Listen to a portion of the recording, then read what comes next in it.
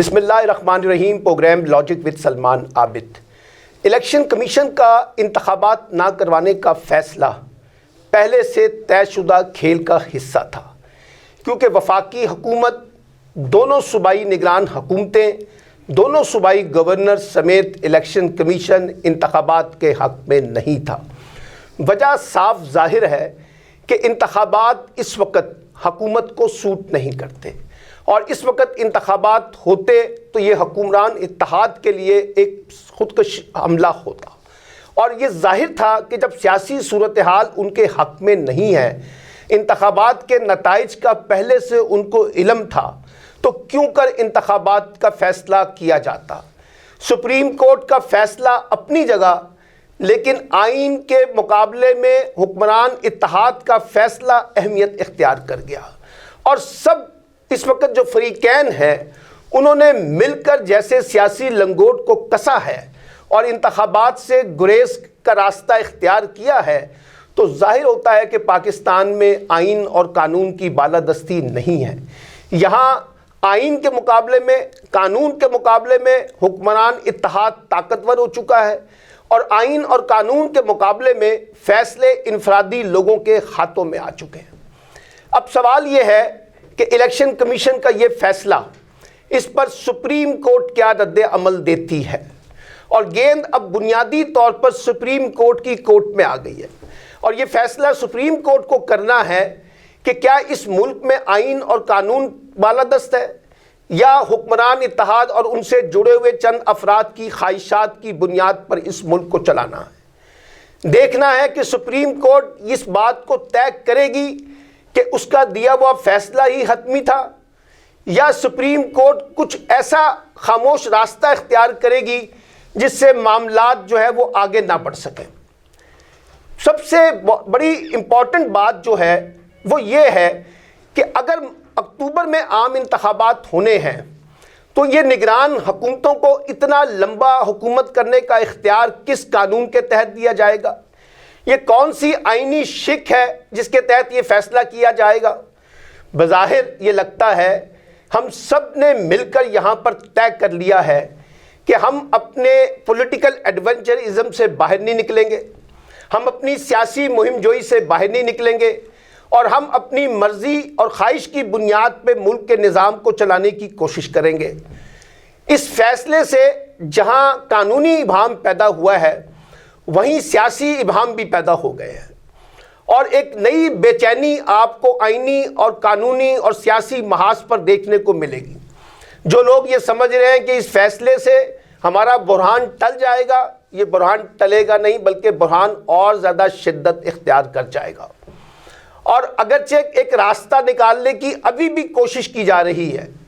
کہ کسی طریقے سے انتخابات جو ہے وہ مئی اور جون کے اندر کروا دیے جائیں، عام انتخابات، لیکن مجھے حکمرانوں کی نیتوں میں کوئی ایسی چیز نظر نہیں آ رہی کہ وہ انتخابات کا راستہ اختیار کر سکیں گے۔ جیسے کہ میں نے پہلے عرض کیا کہ انتخابات ان کے لیے خودکش حملہ ہے،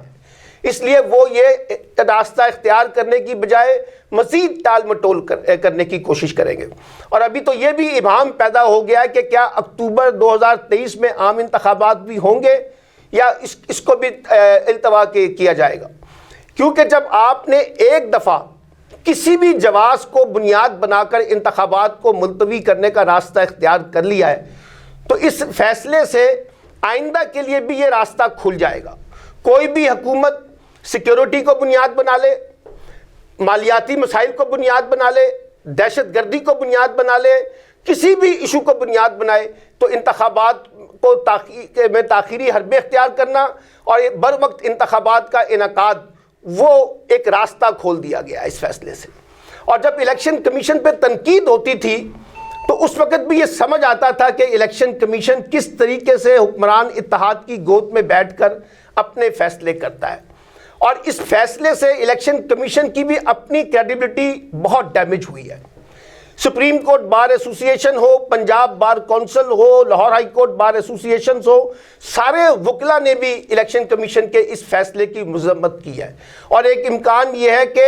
باقاعدہ وکلا تنظیموں کی جانب سے بھی ایک کافی مزاحمت دیکھنے کو ملے گی۔ اور عمران خان جو ہیں اس وقت سپریم کورٹ میں اپنا یہ مقدمہ بھی لے کر جا رہے ہیں۔ میری تو تجویز یہ ہے کہ چیف جسٹس صاحب ایک فل کورٹ بینچ بنا دیں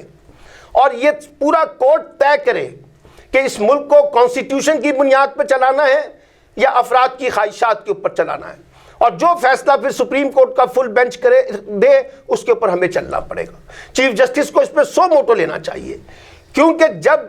سپریم کورٹ نے اپنے فیصلے میں لکھا کہ تمام ادارے جو ہیں وہ الیکشن کمیشن کو فیسیلیٹیٹ کریں گے الیکشن کے انعقاد میں، اور جب اس سے انحراف کیا گیا ہے تو سپریم کورٹ کو خود سو موٹو لے کر اس پورے معاملے کو اس کو ٹیکل کرنا پڑے گا، کیونکہ اگر یہ اس وقت معاملات کو جس انداز سے چلایا جا رہا ہے وہ ظاہر کرتا ہے کہ پاکستان میں انتخابات کا انعقاد ایک مشکل مرحلہ بنتا جا رہا ہے۔ اور یہ میں آپ کو بتا دوں کہ جس انداز سے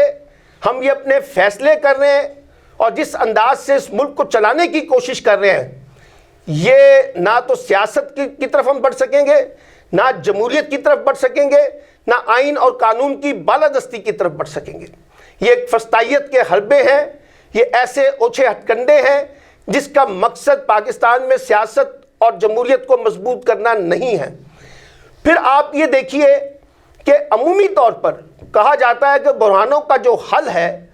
اس کا ایک نقطہ جو ہے وہ انتخابات ہوتے ہیں، تاکہ عوام اپنے مینڈیٹ کے ذریعے طے کریں کہ اقتدار کس کے سپرد ہونا ہے۔ لیکن ہم یہاں پر عوامی مینڈیٹ کی بھی توہین کر رہے ہیں، ہم الیکشن سے فرار کا راستہ بھی اختیار کر رہے ہیں، ہم آئین اور قانون کی بالادستی کو بھی تسلیم کرنے کے لیے تیار نہیں ہیں۔ ہم آئین کو کہتے ہیں کہ آئین کیا حیثیت ہے، ہم اپنے فیصلے کریں گے۔ اور رانا ثناء اللہ صاحب پارلیمنٹ کے مشترکہ اجلاس میں خطاب کرتے ہوئے الیکشن کمیشن کے اس فیصلے سے قبل ہی اپنا فیصلہ سنا چکے تھے کہ انتخابات کسی صورت نہیں ہوں گے۔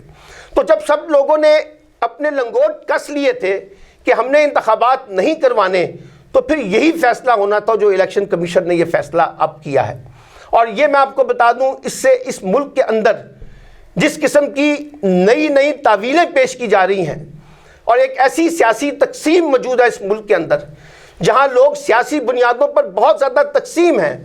وہاں یہ اس فیصلے کے سیاسی اور قانونی مثمرات بھی جو ہیں وہ ہمیں بہت زیادہ دیکھنے کو ملیں گے۔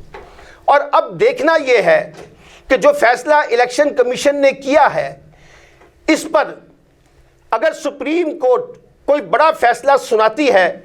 تو پھر حکومت کہاں کھڑی ہوگی، الیکشن کمیشن کہاں کھڑی ہوگی، اور اگر اکتوبر میں انتخابات ہونے ہیں تو کیسے